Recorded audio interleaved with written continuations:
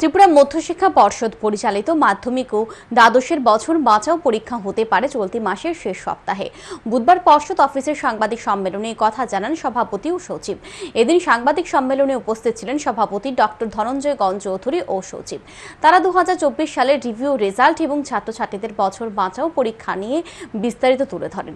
সভাপতি জানান, এবার মাধ্যমিকের রিভিউর জন্য আবেদন করেছিল 2042 জন। তার ভেতরে 745 জনের ফল পরিবর্তিত হয়েছে। পাশ করে গেছে 21 জন। এই ফলাফলে দুটি বিষয়ে ফেল করে বছর বাঁচাও পরীক্ষার বসার জন্য 7 জন মনোনীত হয়েছে। উচ্চ মাধ্যমিকের রিভিউর জন্য আবেদন করেছিল 1385 জন। তার মধ্যে রেজাল্ট পরিবর্তন হয়েছে 510 জনের, যদিও তার ভেতরে একজনও পাশ করতে পারেনি। বছর বাঁচাও পরীক্ষার জন্য একজন উত্তীর্ণ হতে পেরেছে। যারা একটি বা দুটি বিষয়ে ফেল করেছে তাদের জন্য বছর বাঁচাও পরীক্ষা এই বছর জুলাই মাসের শেষ দিকে অনুষ্ঠিত হবে। কিছুদিনের মধ্যে বছর বাঁচাও পরীক্ষার তারিখ ঘোষণা হবে। এখন দুটো সাবজেক্টে এসে দাঁড়িয়েছে, বছর বাঁচাও পরীক্ষা দিতে পারবে এমন স্টেজে শুধু একজন।